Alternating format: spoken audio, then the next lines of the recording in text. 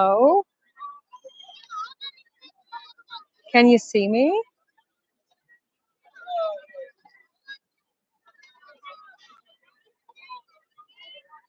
I know I'm going vertical all of a sudden, even though I actually planned it horizontal, but I'm going in a portrait mode. Um, well, I hope it's not going to affect the tour much. Uh, hi, Satyam, Chag Sameach, Dolly. I hope you will enjoy this tour very much. You will understand why. Well, I didn't know. I wasn't. I'm never sure when I'm here. I'm never sure about the connection. I've done here tours already multiple times, but it was like not YouTube live, and different. Like Zoom is one thing, other platforms is there another thing. Oh, we'll never know how. Jana, hi Susan, hi Natalie, good to see you.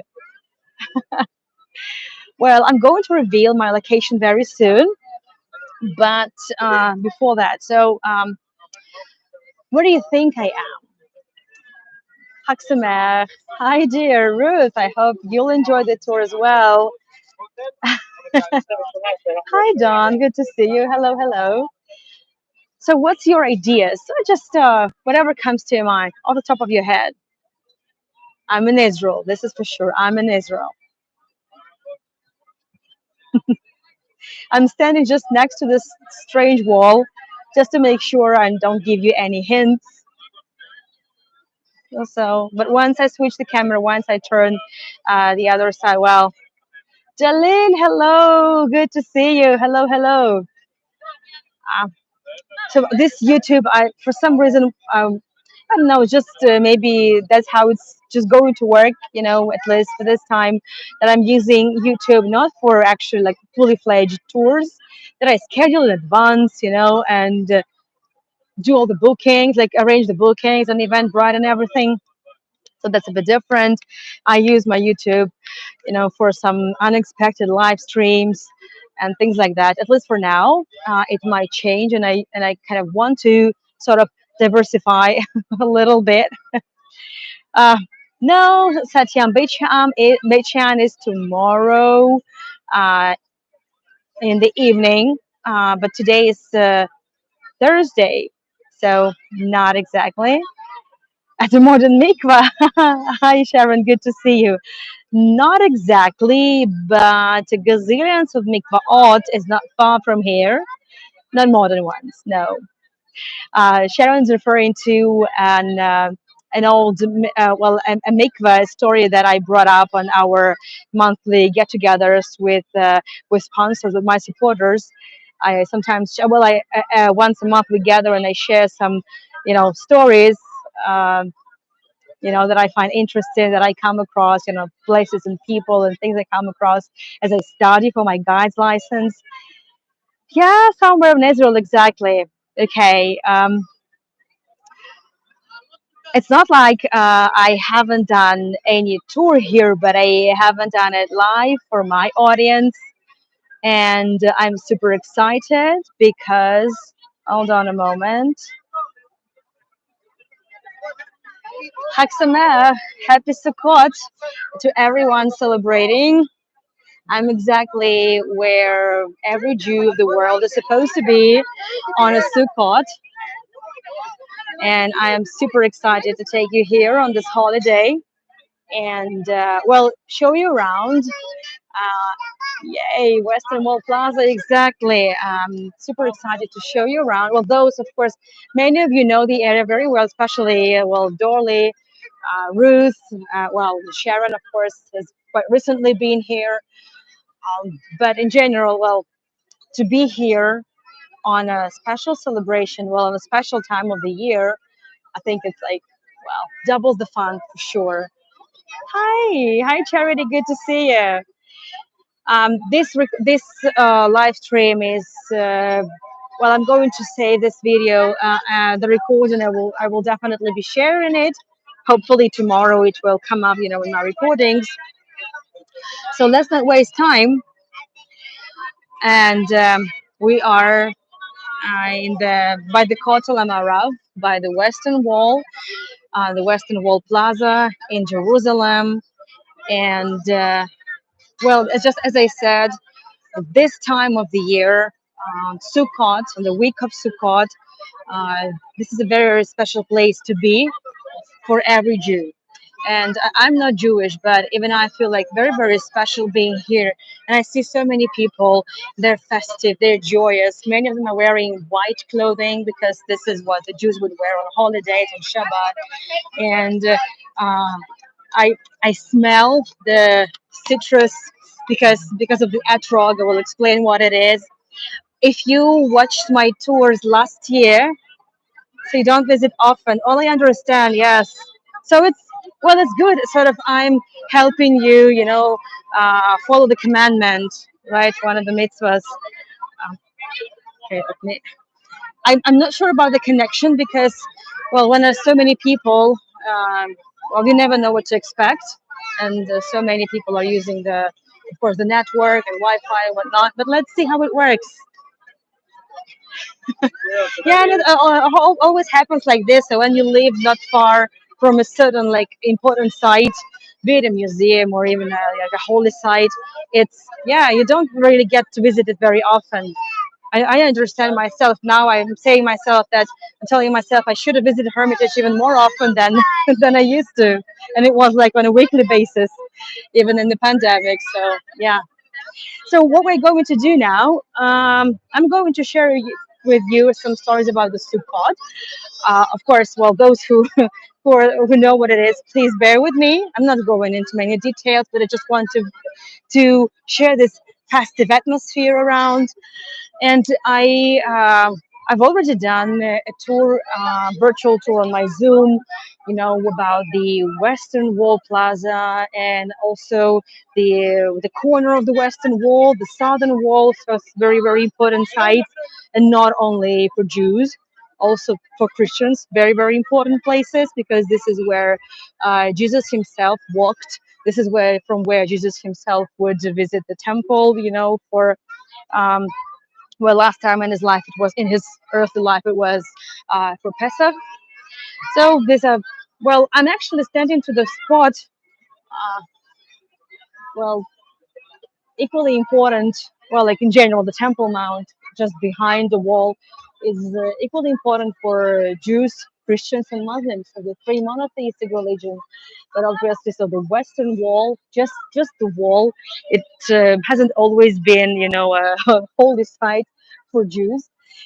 It only started to be holy starting from the destruction of the Second Temple in year 70 AD, right? And well, by the way, it's not the only section of the wall available. So there are small, small sections of the wall that you can find in Muslim Quarter.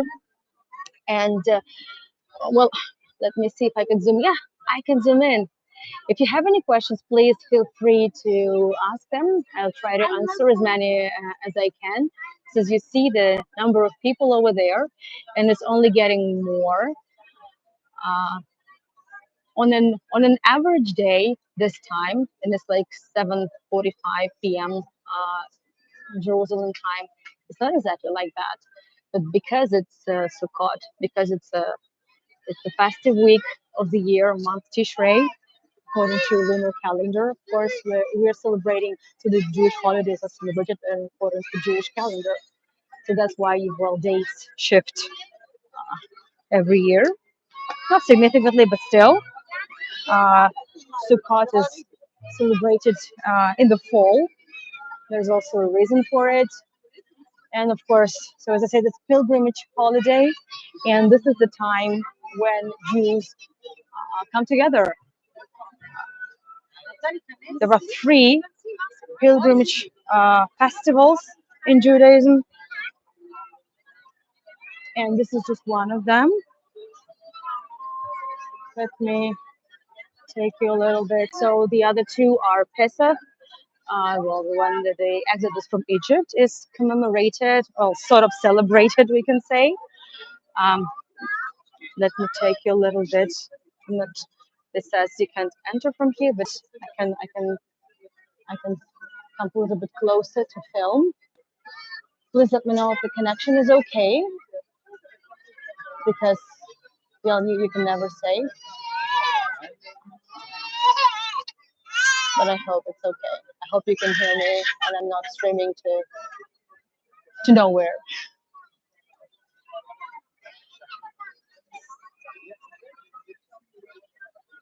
Oh, very good. Thank you so much, Ruth. Haksamer, dear.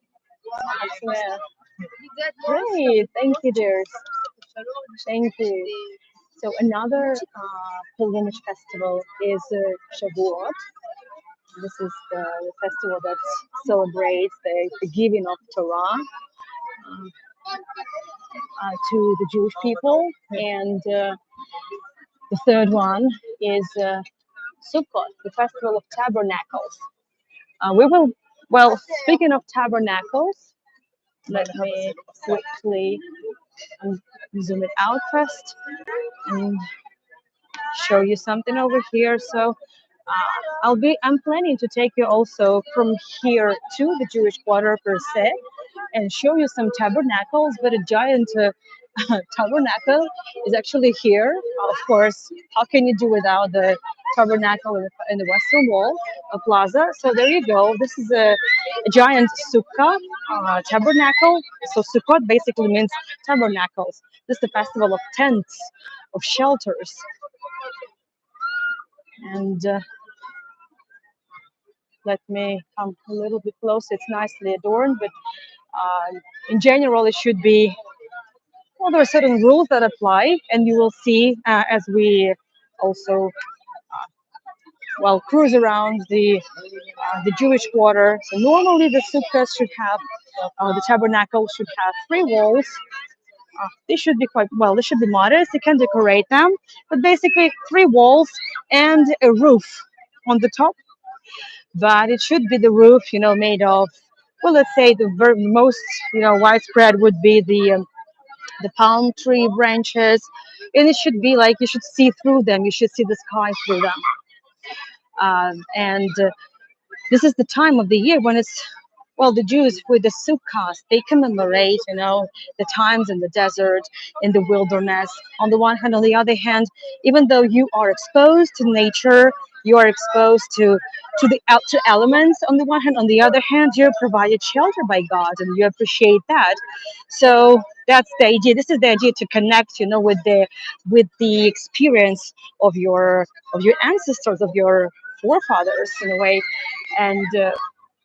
This is also the time when the Jews from diaspora all over the world will gather, should gather in one place. And this is the idea, of kibbutz galuyot, right? This is like when everybody comes together, right? You know the word kibbutz. Basically, it comes from the word kibbutza, a group, galuyot. So coming from exile, from outside of the Jewish homeland, they come together.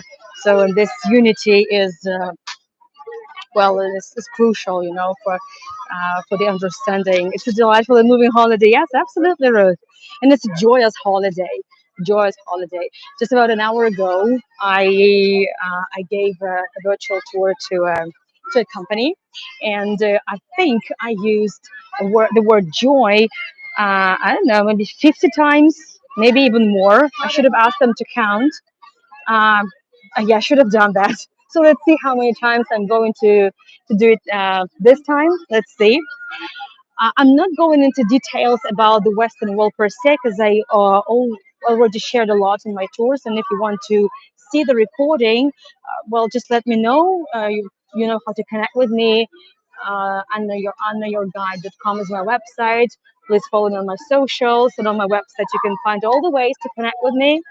But I would like to speak in more details about the holiday, and I want to share with you. So as we walk, you know, you might see some people holding plants in their hands, very special plants. So if I see them, I will tell you.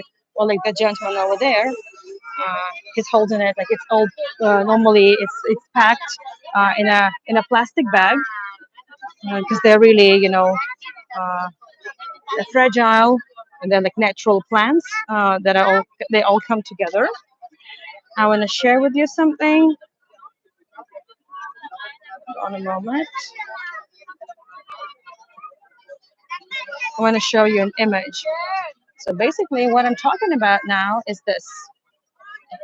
It's called Arbata Minim, right? The four species. And these four species, they basically symbolize the unity of Jews, different Jews from all over the world, together, togetherness.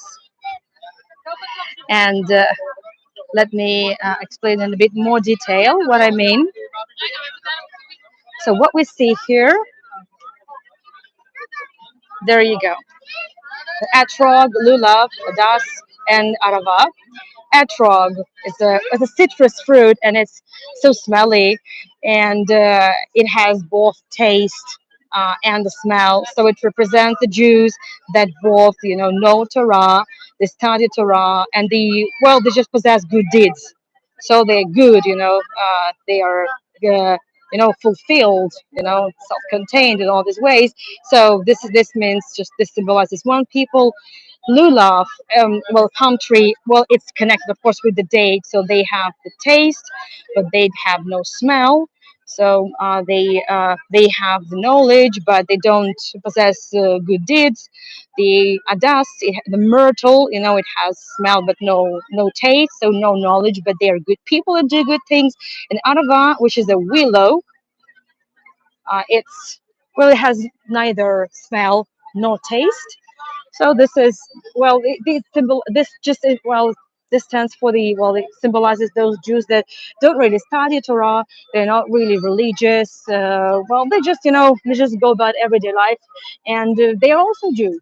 So nobody's being criticized. Nobody's is left alone, and they're also Jews, by blood. This is who they are, and this is the time, when everyone should come together. This is a very important mitzvah, and I would like to quote something over here. Yeah, exactly. So four species, exactly. The four plants, the four species are Bataminim. And I would like to quote here the Deuteronomy. Very well, I would say it's just basically it speaks for itself, like why it's so important. And let me move a little bit around as well. So you shall make yourself the festival of Sukkot, and you shall rejoice in your festival, you, your son, your daughter, and your manservant, and your maid servant, and the Levite, and the stranger, and the orphan, and the widow, who are within your cities, and you will only be happy. That's from Deuteronomy chapter 16. And yeah, exactly. That's what the Jews from all over the world are doing for the for the 7 days of Sukkot here together. And they take those four species and brought them in together. They put them in a bundle. I mean, the arava, the adas, and the lulav. They wrap it together, and they also hold the etrog, and they just with this. With this four species, they would just turn to the four sides, west, south, east, north, and also up, down. So the actions shift will differ a little bit from community to community, but in general, that's the idea. So this is how they symbolize the unity of the Jews all over the world. And here is very special thing, another mitzvah, another commandment being fulfilled. This is the Natalat Yadayim. So the Western Wall is not just a holy site and a tourist site as well, of course, very interesting. It's also a Beit Knesset. It's a synagogue, and people pray here. And before prayer, of course, this purification ceremony is being done. So these women, I didn't feel like, filming them too much, so I'm standing a bit to the side, just not to invade their privacy. So they are purifying their hands, like symbolically, religiously. They take the natlan, this jar, and three times first they put it for one hand with the water, and then on the other hand. That's how it goes. So this is the purification. And just in the beginning of the tour, I mentioned somebody asked me that Shoshana asked whether I'm somewhere near the mikveh. So actually, technically, you're very right. I'm near dozens and dozens of mikvaot, since this is the place where the temple used to be. So not far from here, there's the area called Ophel. It's over there, a little bit to the side, where the archaeologists found, well, just the mikvah city. You know, that's the best way to apply to it. And I did take it there on one of my tours. Again, if you missed that tour and you want to watch the recording, just contact me and I'll send you the link.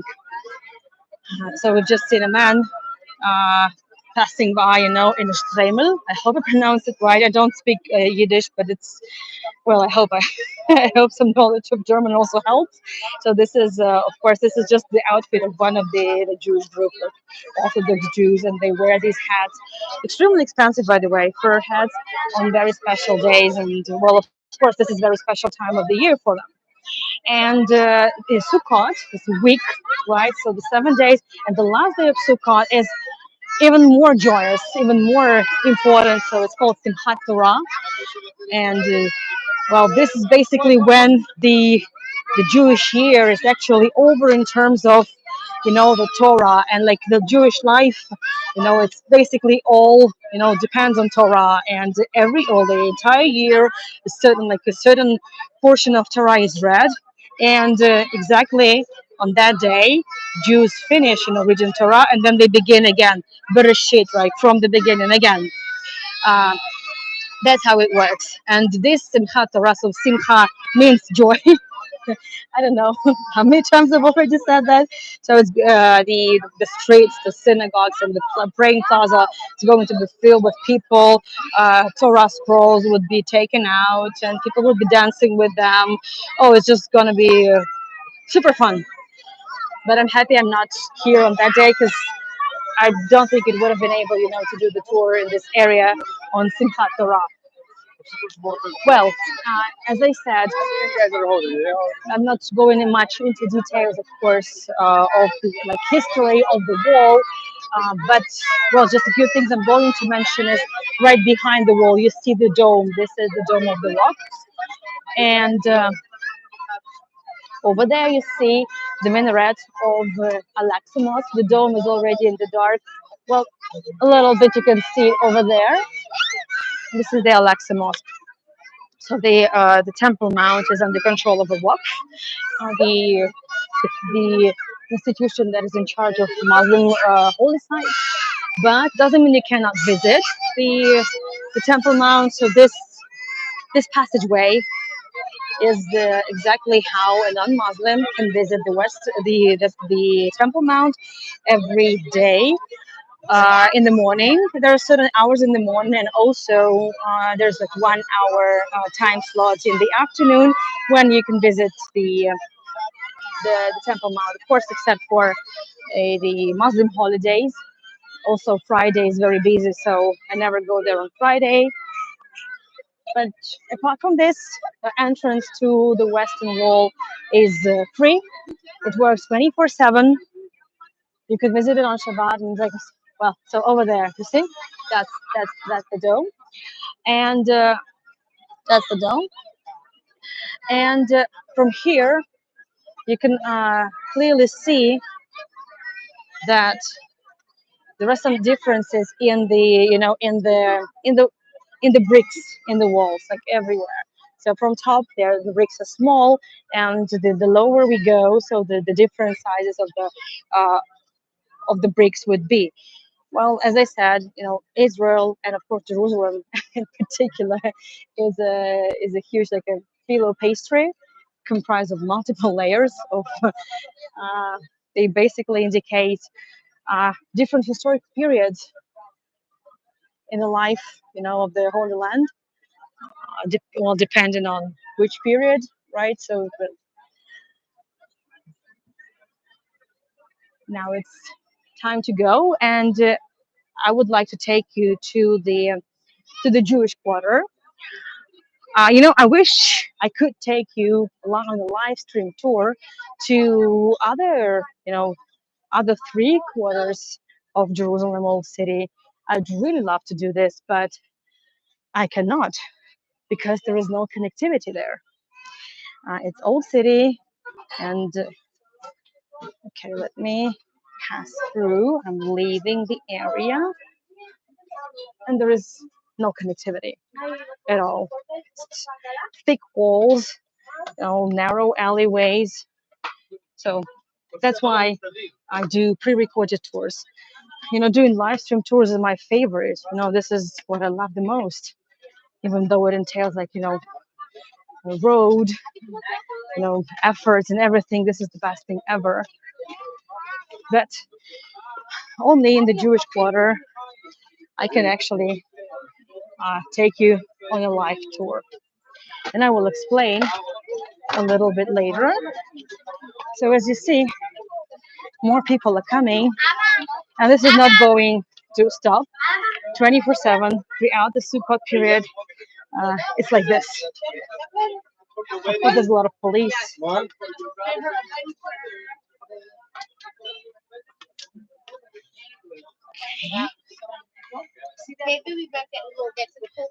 And as we go,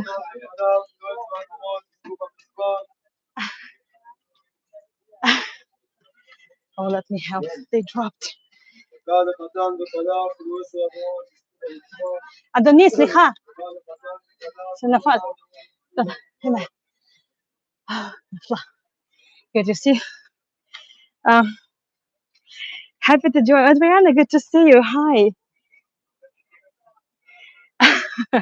Good to see you. Well, Ruth, I have to talk all the way up. I have to. Let's see if I'm going to have the connection all the way through. Let's see.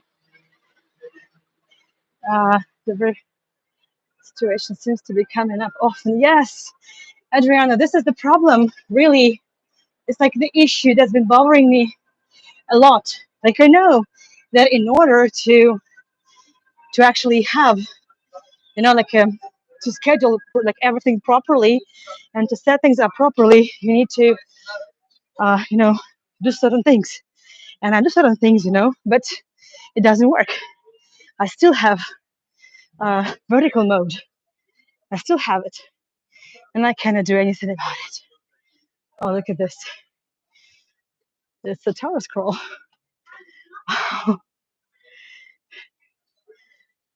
Beautiful. So the Jewish quarter, the reason why I can do live stream tour here, and I'm saying it really boldly, but actually I'm not 100% sure. Every time I'm streaming from the Jewish quarter, I'm not entirely sure that I will have the connection like for good. I'm not sure. But the reason why a live stream tour is actually possible here is that the Jewish quarter was unfortunately destroyed in the 20th century. In 1948, the Jewish state, the modern Jewish state, was established, and just the next day, the war started. The 1948 war. That would last for about 2 years, and well, in the Jewish narrative, it's called the Independence War. Oh, that looks beautiful, right? Beautiful. But well, in other narratives, you can just say 1948 war. But this is exactly when. Let me see if I can actually pass through. Like I never know, as I said, I never know. In 1948, it's a lovely plaza, small area. Obviously, this tree has seen it all. The 1948 war, when the entire old city would be in hands of Jordan, and then 1967 war, called the Six-Day War, as a result of which Jerusalem was liberated and Jews had access to the Western Wall. So this is when, so that tree has seen it all, and as a result of those conflicts, this is exactly when, well, why Jerusalem had been destroyed. And when after 1967, after the Six-Day War, the IDF forces, so the army, the Israeli army, and Hold on a second. Also, well, people came in, they saw the destructions, but this gave archaeologists the fantastic, unique chance to dig, to do some digging, because with because well, unfortunately, with oh, it's lovely to be here. It's so quiet. I'm not sure how much I'll be able to show, but just in general, it's just only one person. It seems like he's. I don't want to disturb him much, but just in general, it's a lovely place to be. But you have to find at least something positive about everything. I'm not sure if it's really possible, to say, to look for some positive things when it gets to with things such as a war. But for archaeologists, it was a blessing because they could actually do some diggings. Jerusalem is not just a museum.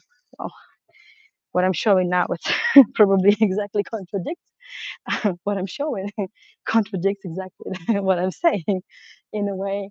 But Jerusalem is not a museum city, it's just a city. And the old city is a residential area filled with gazetted of holy sites for the three monotheistic religions.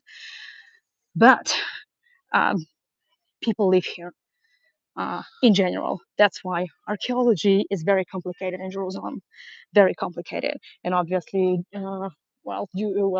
Israeli archaeologists are not allowed to dig in the Muslim area, and just in general, it's very difficult to dig on someone's property. That's why, as I said, it was sort of a blessing. You can't really say blessing about the war, but at least if you need to find something positive, this is what it can be. And they started digging, and they would found fantastic things. Really, it would be like archaeological sensations. I mentioned many of them on my tours, and I wish I could take. Fortunately, so let's see how it's going to work. So I have just taken you to Muslim Quarter. Here we still have the connection, this part, and you can already say that. So you see, the part of it is the Muslim Quarter, and like I'm gonna show you something. At any point, I can disappear, but I will reconnect once I reach the area without the walls, without the alleyways. I will be able to come back. So don't leave me, okay? But before I disappear, which is likely to happen, but I can't really say, but well, let's see. I want to show you something. Hold on a moment.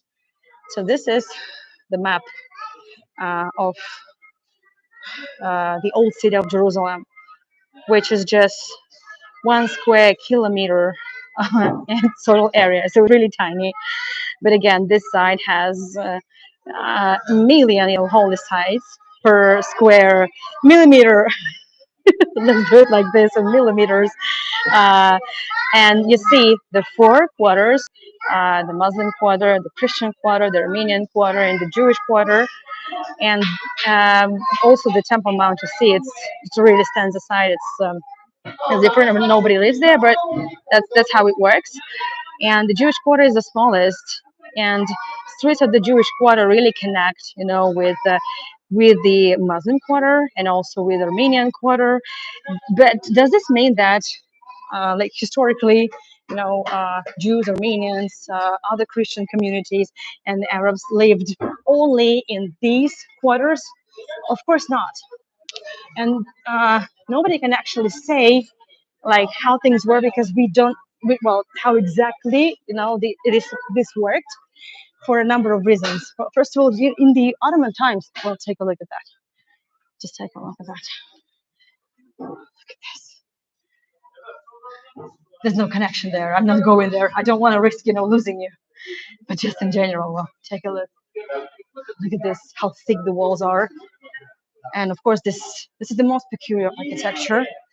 And I wish I could take you there. like in person, and hopefully soon I will be able to do that when I get my license. Everything. It's still a long way to go. But we don't know much, from the Ottoman period. There is not really much left about what was going on, like what the life was like under the Ottomans in this area, so in these lands. So the Ottomans, I just remind you, they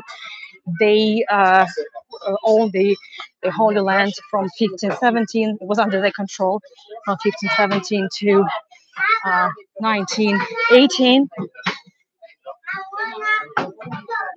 Look, I didn't really plan to take you here, but because of the holiday, they rearrange entrances and exits from the caudal. Hi, חג שמח, תודה. I Well, we're here. Oh, look at this! All this beautiful ceramics. Wow. Sorry for the glare. Of course, you can see the beautiful attributes of actually this time of the year. These are also the symbols of Rosh Hashanah, the Jewish New Year, the Rimonim, the pomegranates, also apples and honey. And we cooked the lekach, Ashkenazi Jewish dessert. It's reminiscent a little bit of a gingerbread. Oh, you should smell it. Wow. I smell all these spices. Oh my goodness. It's just unbelievable. Wow. Sorry for the glare, but well, you gotta smell this. You gotta see this, but you gotta smell this. Oh my goodness. Za'atar, sumac. I actually tried sumac. I added it to my salad, and it all of a sudden gets a little bit sour, and it's fantastic with cucumbers. Highly recommend. Oh, ah, still cooked. Oh, fantastic! I didn't expect that because I did a test here a few weeks ago, actually. Oh my goodness! Wow. Hi. Wow. Wow. Wow. Wow. I'm not hungry. Thank you so much. Beautiful. Thank you. This time. Oh my goodness. Oh no. You know what this is, right? This is exactly my favorite knafe, this favorite dessert with the sweet cheese. Oh wow. Hi. Hi. Bye bye. Hi. Hi. Hi. Look at this. Wow. Look. I'm surprised. So really, 2 months ago, I did a test tour here, and it was so patchy. Like no way, it could work. So maybe this is, I don't know. Is this the Sukkot miracle? Is that possible? Is it possible? I'm just wondering. Really. Look, look. So here are the indications. I should tell you that you should really like know where you're walking, know your way. It's really easy to get lost in this square kilometer. You should really know the way. And I want just to take you a little bit around, just a little bit. So let's see. Am I still here? Am I still around?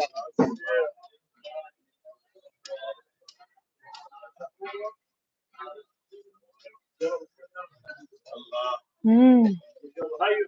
Am I here? Wow, I'm still here. Wow, unbelievable. Unbelievable. So that's exactly how it works. Look. Hi again. Oh no, thank you. Thank you so much. Some other time. Lovely place. Thank you. Thank you so much. Thank you. I don't want. Thank you so much. Next time. Thank you. I really gotta go. Bye bye. Jiu-jitsu. Thank you. Thank you so much. They really want me to. So see, everybody's packing already because it's evening. So let's see how much time I have. Look,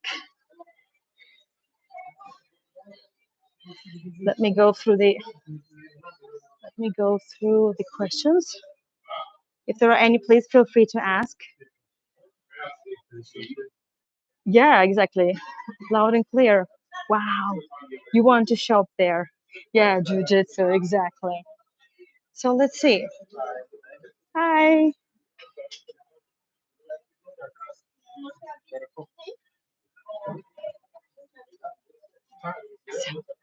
The and I was talking about the how the people live.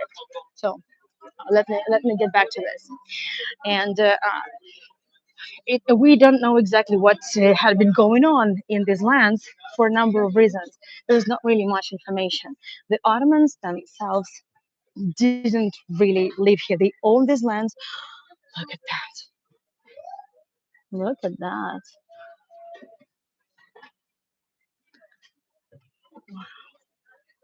So that's the power of the markets. We're not doing the shopping tour today. We're not. But I just wanted to see this. Isn't it gorgeous?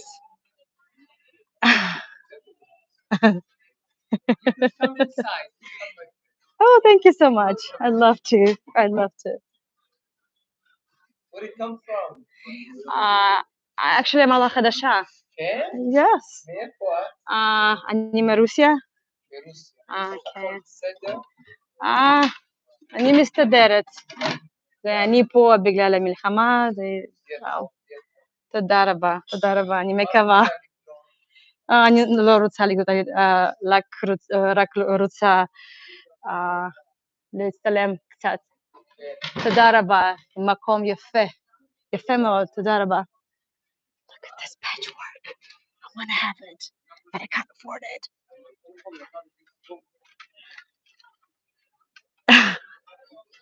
All those T-shirts are very funny. Yes, like they did like the jujitsu. There were many funny things. Many. I love them absolutely.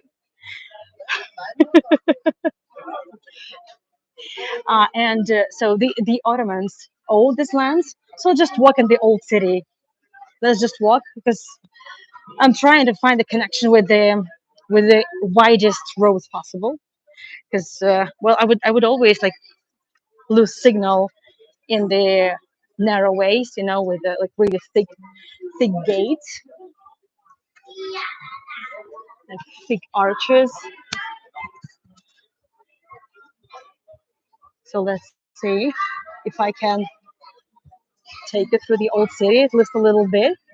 And these lands would be, they would be owned by the sultans, by the Ottoman rulers, and they would appoint, strongmen to to maintain the order, to get taxes, of course, and things like that.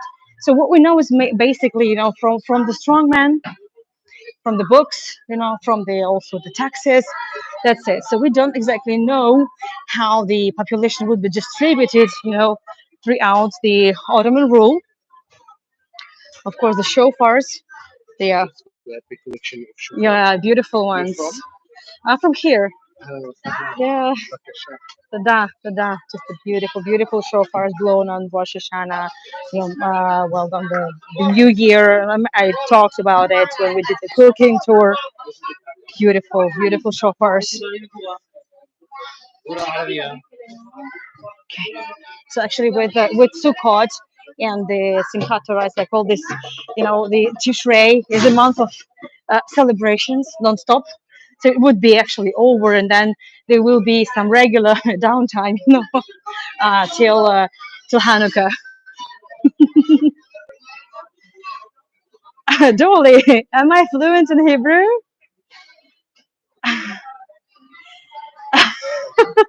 No, I have to.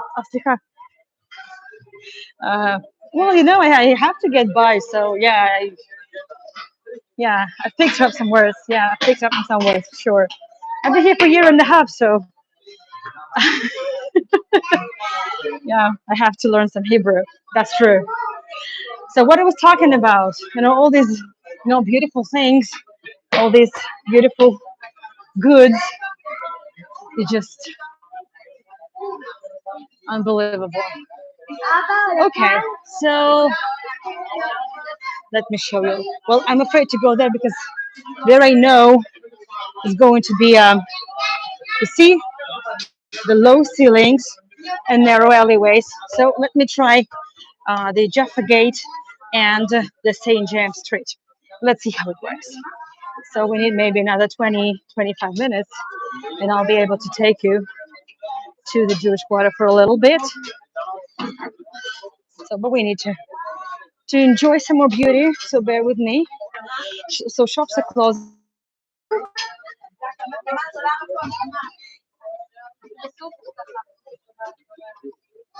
Let's see. Okay, I hope I'm still around. Actually, my connection, my video is getting a little bit blurry.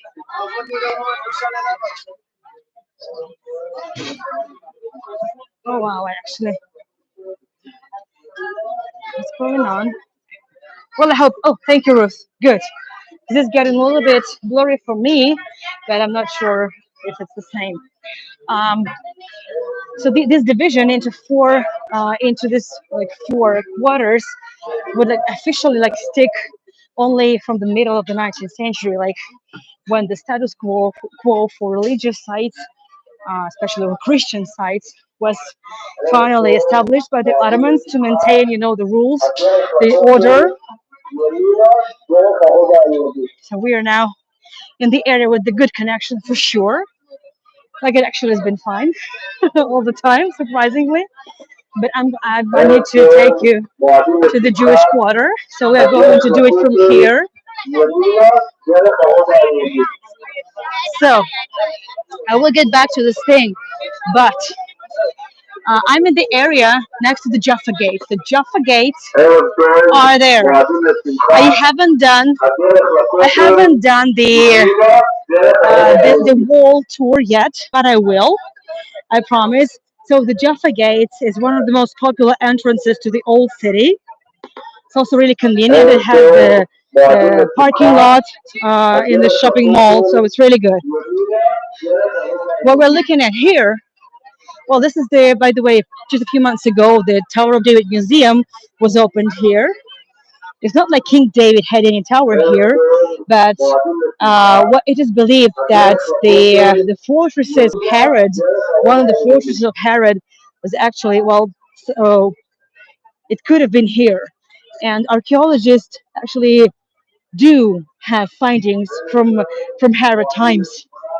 And if you remember, I mentioned in many of my tours that unfortunately, in the second century, the Romans destroyed Jerusalem completely.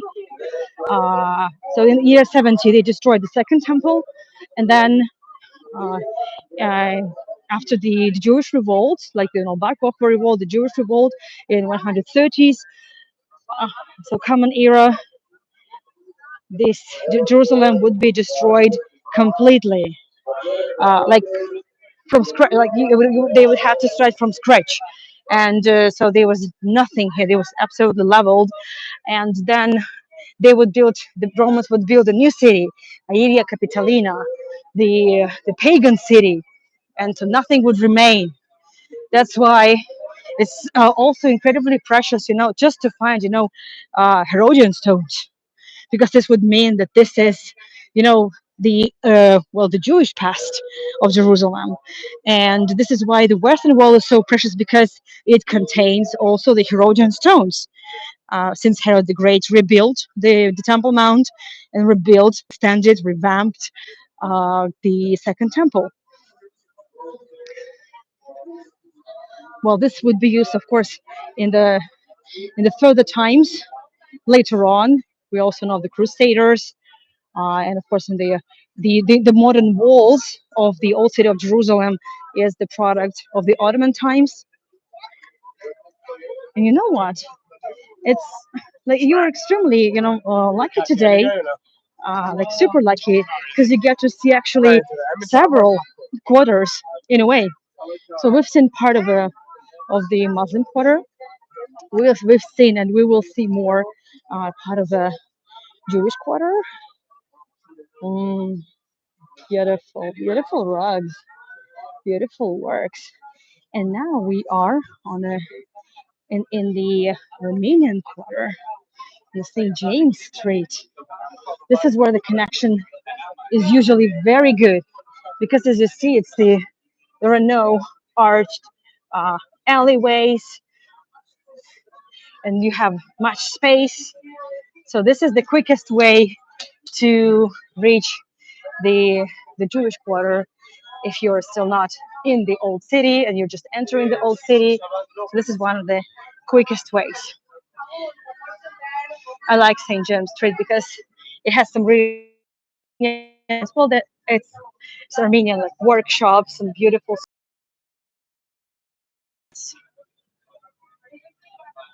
Look at this beautiful tiles.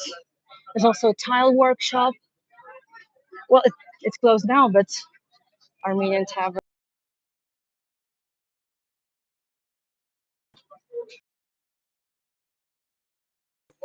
So looking forward to catch up with you here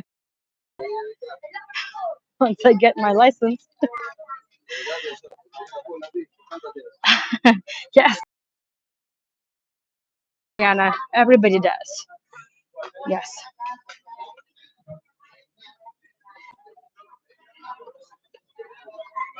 I'm just going on. It's not like really I'm complaining. We've just had a really good signal in the area where it used to be always really bad. So I'm absolutely like fascinated with it. Look at this menorah, so gentle, so nice. Wow, it's like minimalistic but still very very ornate menorah. Look at this giant pomegranate and this color. Like my favorite color combination is actually blue and red. Wow, this, just like this, blue dress and red nails. Look at this thing. We know, like we don't know exactly, right? The borders, well, like of this that quarter, but we know that the populations of both Christian, Jewish, and Muslim, they coexisted. Of course, under the Ottomans, the Jews and Christians were considered sort of um, minorities, and they had to pay a special tax. They were considered dhimmis, right? So sort of minorities. They had to pay tax, and they were protected. So that tax provided them protection, and they were allowed to leave. They just were not allowed to, well, let's say, show that they belong to any to their religion. So if you're not Muslim, you're not allowed. You were not allowed to, you know, dress uh, like the way you would do it in your religion. So no religious attributes, nothing would be shown up, nothing. You're not allowed to. If you were a Christian, you were not allowed. You were not to be allowed to wear a cross and things like that.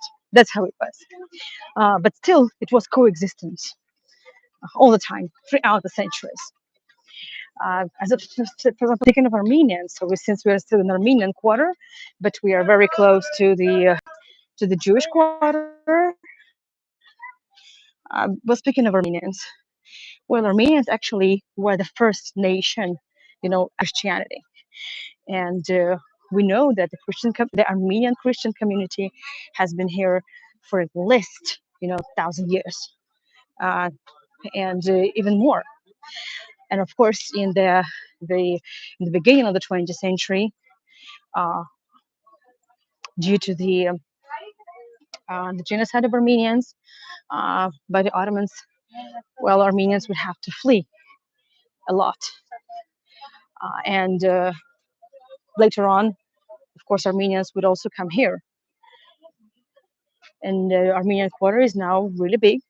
The Armenian diaspora is really powerful, and they contribute a lot to this fantastic patchwork. Don, hi. Uh, thank you so much for joining. Thank you. Well, with this live stream, even for me, it was a surprise because I had no idea, I would be able to take you to the areas I have actually taken you. I still, I try to avoid some very narrow alleyways because it never worked. Well, but at least, you've seen a little bit of Arab quarter, which is normally impossible to stream from. It never worked for me before. Let's see. But here, so we are um, in the Jewish quarter, and in roughly 7 minutes, we'll be in the place where I'll just very briefly uh, show you around and mention, some archaeology that I started to talk about the interesting findings from well, that were made in the 20th century after the Six-Day War, and this is where I'm planning to wrap this up. It's, it's just so lovely here. It's already you feel this freshness in the air, so it's not hot anymore. I'm enjoying to be out, and I'm enjoying the atmosphere. It feels really special. So it's this joy is in the air. It also, like, every here and there, it smells really lemony because of the etrog. If you rub it, you would feel the smell. And let me, if I see more people carrying this arbat minim, I will show you for sure. So now, so the reason why there is good signal, because there is a huge parking lot, there's a huge open space.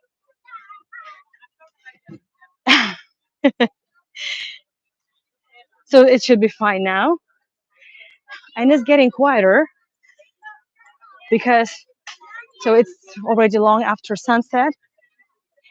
Some people have already been to the kotel, to the western wall, and they're leaving. But still, the parking lot is pretty packed. As I said, the kotel. Well, like, I will not be taking you there because I don't want to lose you. Uh, Mel, so for those who joined a little bit later, the recording will be available for everyone to catch up with everything you missed. I, I actually, the reason I didn't really um, promote it in advance, and I actually only scheduled it uh, today, I think, or last night, is because I wasn't really sure about the connectivity. But it's actually pretty good.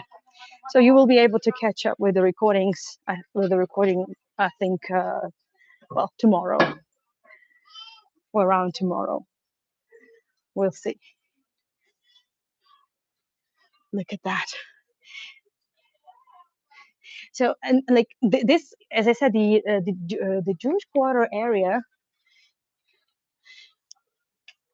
well, largely the Jewish quarter, which is really tiny, it was rebuilt significantly in the well after the war, after the 1967 war. So when finally the IDF got in, but just in general, you can still see the architecture. It's still, well, you will see a lot of arched arches, pointy arches. You will see that, and it's still, basically, it's still reminiscent of the Ottoman times, of the Ottoman architecture, and that's how it worked. Still, this it still takes, centuries, for architecture to get changed. So politics, rulers change very quickly, but the mindset and, well, just architecture and the places, it still takes much time. Ah,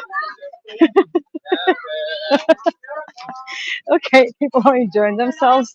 Really good. Okay.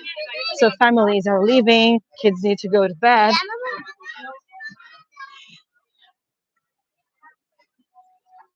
Love the streets over there. Yeah, sure, Mel. Absolutely. You're welcome. So this is like I'm really maybe I'm being just overly okay. So as I said, back I'm back to the Jewish quarter. I tried to choose the safest way in terms of connectivity, and looked like it worked fine. Better than I expected. So we are. It's not just a tour about the Jewish quarter. We are talking about Sukkot. So this is the sukkah.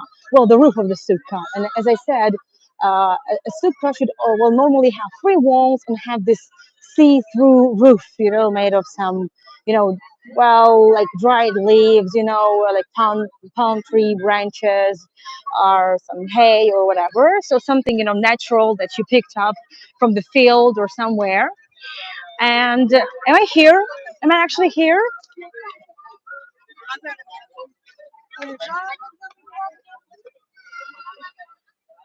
Well, actually, it shows me the signal is okay, but you never know.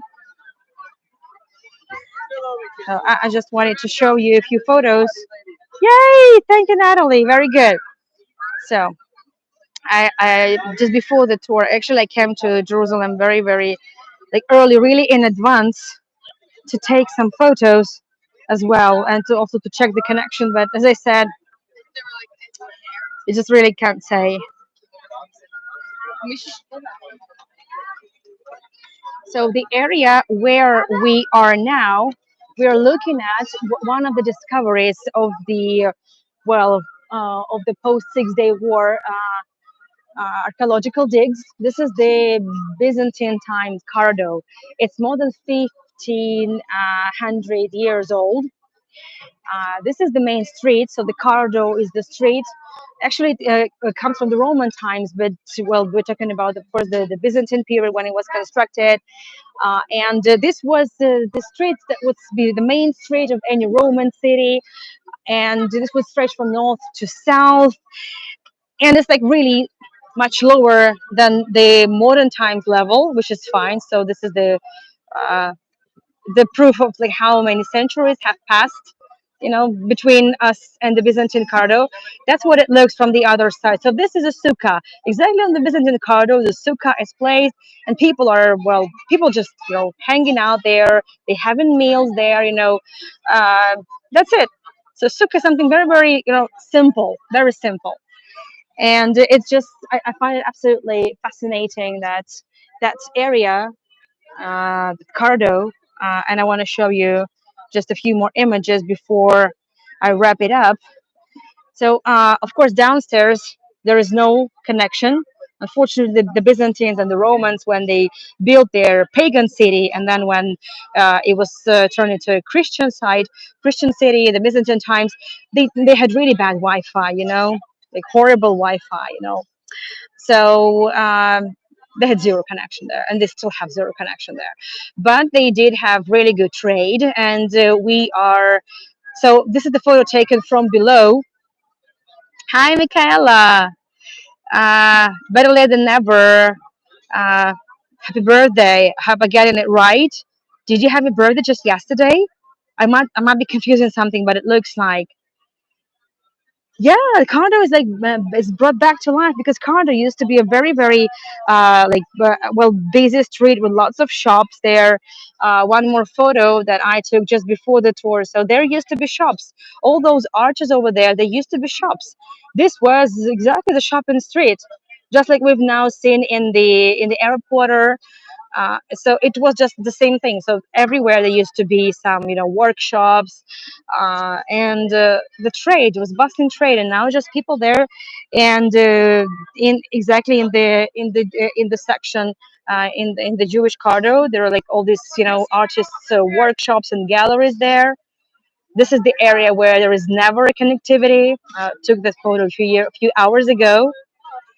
Lovely place, and I talk in more details about the place on my tour. The recording is available on demand. and of course for sponsors as well. Lots of like art, Jewish art. Uh, or I like this one very much. It looks like like pointillistic, Hasidic Jews. I really like it. Lovely, lovely, lovely artwork. So this is the cardo. So cardo is brought back to life. There's again commerce is back on those on that cardo. It's still back. And just one more fascinating discovery. I will not be taking you there because there is no connection. Is of course the broad wall. Now I need to stop here for a moment to be able to show you that broad wall. There you go. So the broad wall is the actually the first temple period wall. It's one of the like the oldest walls actually found. So built by King Hezekiah some 23 centuries ago. Can you imagine? It's at the times of the Assyrian invasion. Absolutely unimaginable, right? Even before the first temple would be destroyed by the Babylonians, right? So it was discovered. So thanks to because of the destructions of the Six-Day War. And everywhere you go, basically everywhere you go, just in Jerusalem, but especially the Jewish quarter, there will be history, archaeology. Well, like for example, here, decorations, coming from most of them will be coming like from the Crusader period, but not only. And one more thing that really makes it difficult to date archaeological finds is the secondary use, because more often than not, the civilizations that would be coming, they would be using what had been built before them to build something new. That's how it was. For example, over there, this is the part of a so-called elbow arch. Elbow column that is very typical for the Crusader period. I also talk a lot more about it when I tour in the Crusader sites such as Akko. By the way, in October, I'll be taking you on two virtual tours of the ancient city of Akko or Akko. So the site where I'm planning to wrap this up is the Hurva Square, the Hurva Synagogue. Hurva means ruins. I'm not sure if it's the best, a name for a square. Uh, well, not the most, catchy. That doesn't sound really catchy for me, but that's the name of the synagogue. And this is actually a very old name of the synagogue. It doesn't really reflect the stormy years around the stormy 20th century events.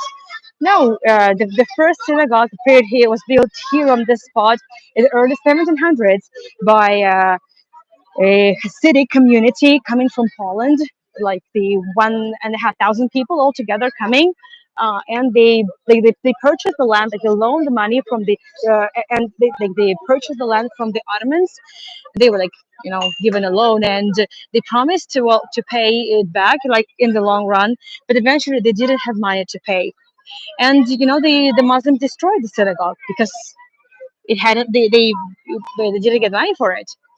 And then only in the 19th century, in like mid 19th century, when the Ottomans eventually decided to stimulate, encourage the the coming of Christians to the Holy Land, and also the coming of Jews as well, because they wanted to they needed to restore uh, their strength.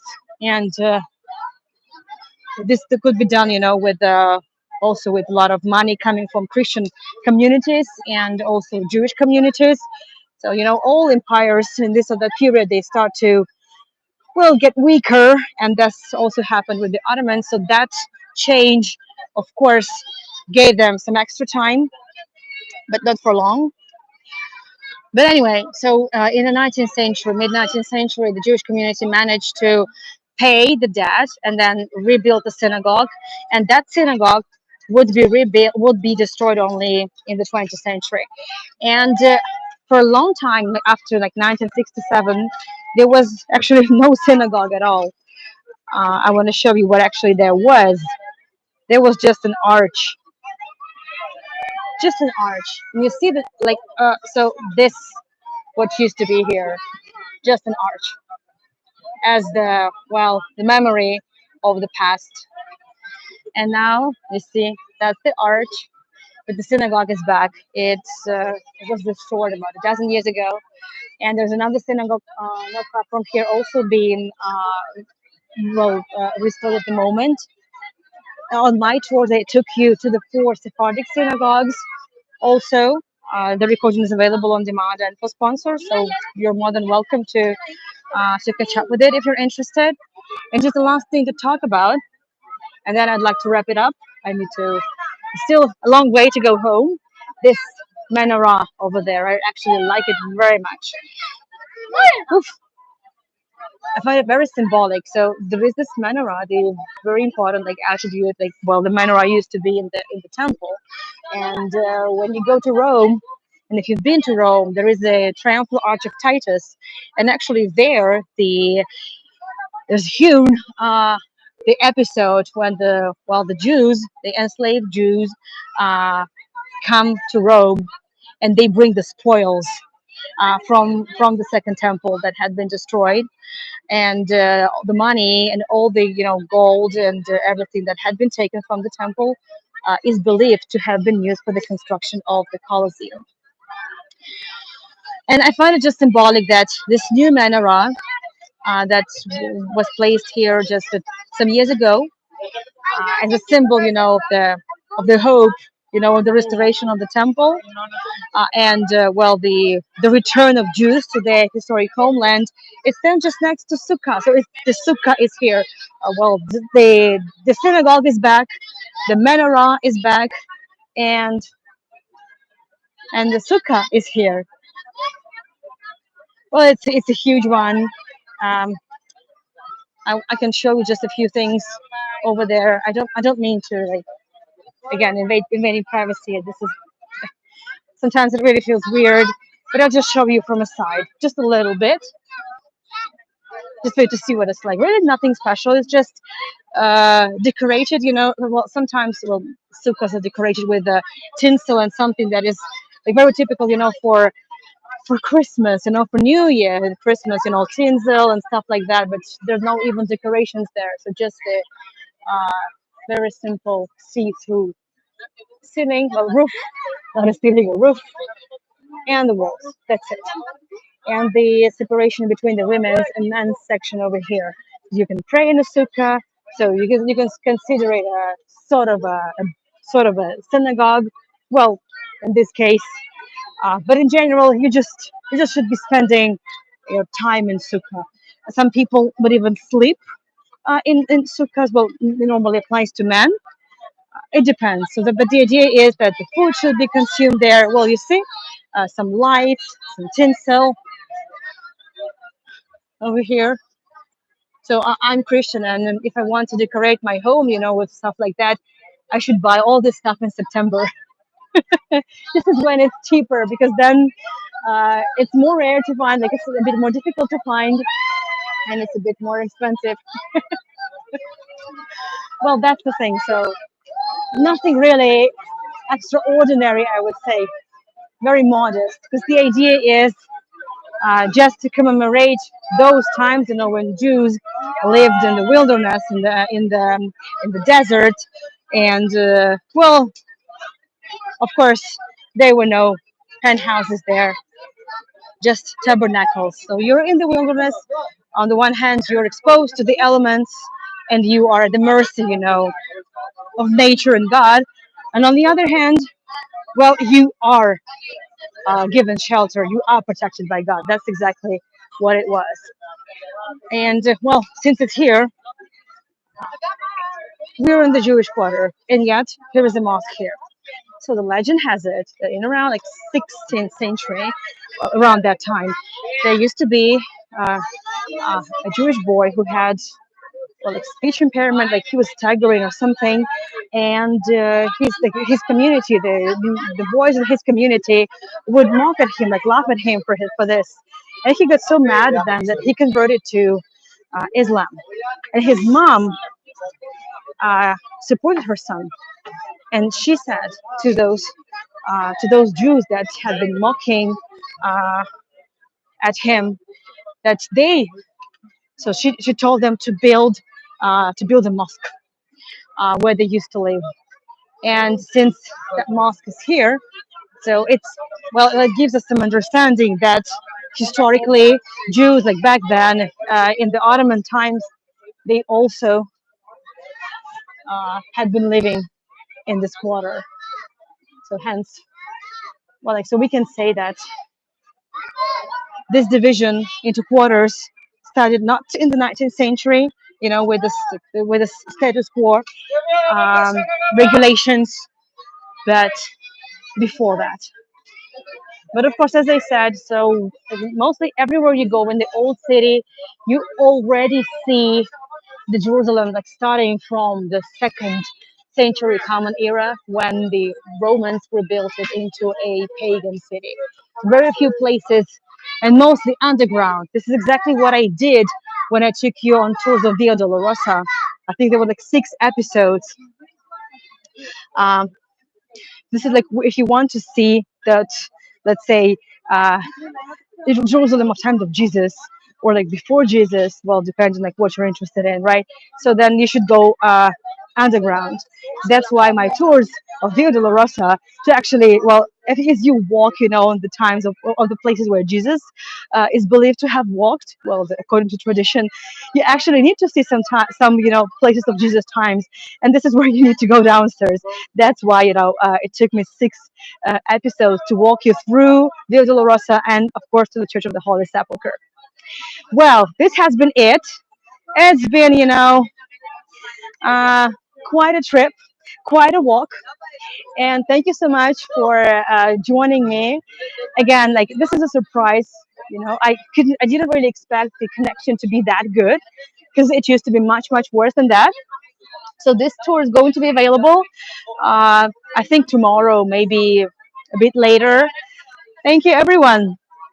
Thank you so much. If you wish to support me and thank me for this spontaneous live stream, it's in the tour description. You know where to find me. My website is annayourguide.com. And thank you so much for all the support, the encouragement, and joining my tours, be it Israel, be it St. Petersburg. Thank you. Thank you so much. It's been really great catching up with you. Chag Sameach to everyone who's celebrating Sukkot. And well, just see you tomorrow. Tomorrow I'm doing 2 tours.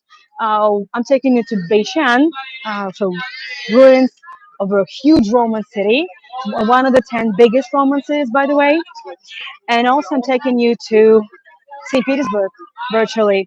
And on Saturday, I'm taking you to Victoria Paul Cathedral to tell you about the burial sites of the Romanovs, and of course another Romanov residence, Gatchina, the second episode. Thank you so much for joining, everyone. I'll be wrapping this up with the Hurva synagogue and the interesting mosque, the Omer's mosque. Bye bye, everyone. Thank you so much for joining. Bye bye.